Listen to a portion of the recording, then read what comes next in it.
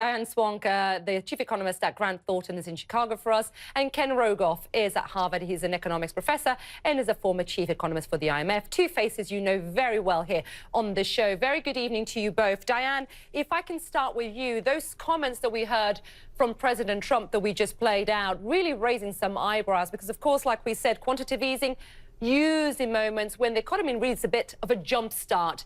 So how do you read his comments? How dangerous is this?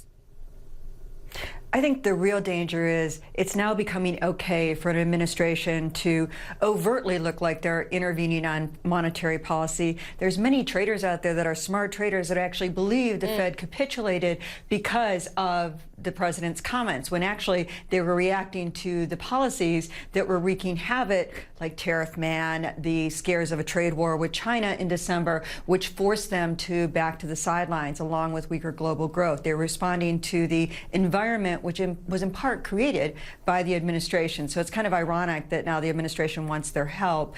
On the other side of it, I think it's really important with these two nominees is you're bringing in political ideologues to an institution where they check their politics at the door. It's not unprecedented to have someone who's more political at the table, but to have this level is, and it will further confuse and undermine the credibility of an institution. Even as they continue to behave in the same way they have, the perception becomes reality, and that's what I worry about, is eroding that perception of independence by the Federal Reserve. And Ken, we'll talk about these nominees in just a second, but I want to go back to what President Trump said. He basically saying that the economy would take off like a rocket ship, I think were his words, if Fed cut rates. Is there a case to be made for cuts?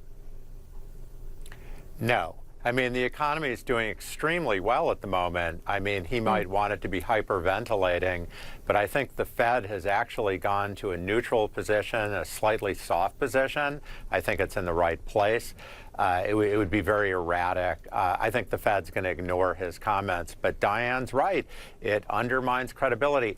I think the Fed changed its policies after getting it wrong in December because of what was going on abroad, how the markets were reacting. But there are a lot of people who insist it was because of President Trump. That's not good in the long run for credibility. It hasn't hurt now, but it could hurt a lot, ending up in much higher inflation expectations if it keeps going down this road. And Diana, I mean, you touched on that in your first answer, but how worried should we be at the potential politicization of the Fed, of monetary policy? I think we should be very worried. This is something, first of all, if it's okay for one administration to be this blatant in terms of what they think the Fed should do. We've got, a left wing of the Democratic Party talking about a lot of different ideas on what the Fed should be doing as well. That makes it okay for any administration to interfere with. There's a long history is littered with, banks, central banks that are controlled by the government and the whims of politicians ruining the economy. So, Ken knows that better than I do. He studied it well. This is something a road we don't want to go down, but we are already down it. The other risk is that if these two nominees do get to the Fed board and we have the next president is this president, he could actually nominate them to replace Powell down the road, which would be the complete and utter political corruption of the Fed. And Ken, on those two nominees, they're political loyalists, as we've been saying, as Dan was saying just now, but putting that aside, do you think that they're right men for the job?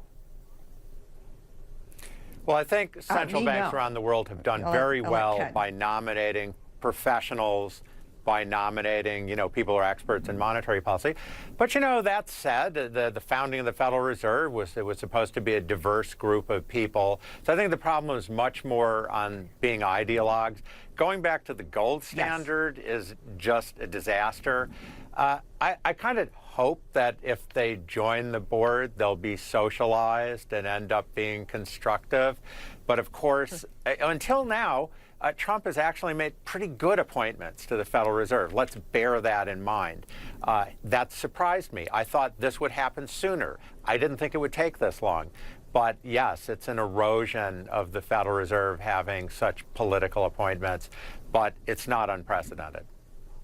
Diane, let me put the same question to you. Do you believe these two individuals are the right people for the job? No, and I think the wrong answer, and I think Ken really alluded to this, the wrong answer is that no, they don't have PhDs and they're not, PhD economists. There's a lot of people in the Fed that are not. Jay Powell is not, and they add something very valuable to the table, whether it be through regulation, through other issues that they bring, other expertise they bring to the table. But these are people who, it's easier for them to be armchair Fed critics. They've never even been involved in advising the Fed. They don't know how the Fed works. And I agree with Ken, there is some socialization. It's a lot easier to be an armchair Fed critic than it is to sit in the seat of that of a Fed governor.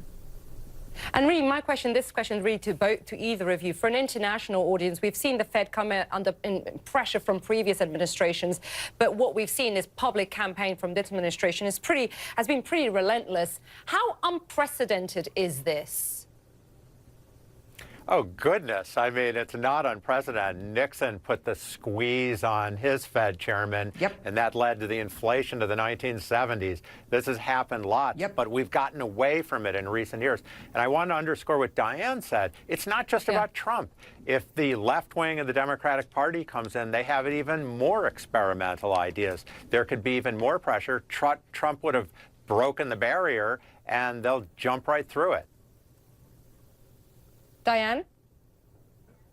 I agree. I mean, as Ken points out, Nixon, there's been many cases where presidents, in fact, I don't know many presidents that behind scenes, once the Fed started tightening, didn't get angry with the Fed. That said, this public sort of aspect of it is the new aspect of it. Actually, it was fairly effective what Nixon did, and as Ken pointed out, it ended up in fairly disastrous outcomes. And so that should be the cautionary tale, is when, it's in the tapes, Watergate tapes, that Nixon actually had Alan Greenspan deliver the message to Arthur Burns and say, you got to ease to ensure my reelection, and that helped seed the stagflation, among other things, of the 1970s. Diane Swonk, Ken Rogoff, thank you to you both. Thank you for taking the time to speak to us here on Questions Business this Friday. Thank you.